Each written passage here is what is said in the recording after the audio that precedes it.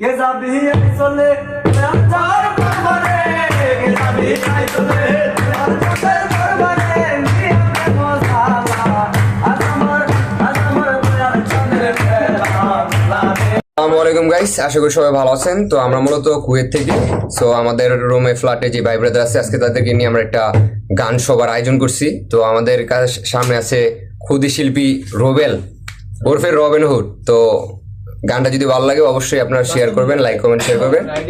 So আমার পাশে আছে সায়েম, সামনে আছে ভাই ব্রাদার, আপনাদেরকে দেখাইতেছি ইতিমধ্যে।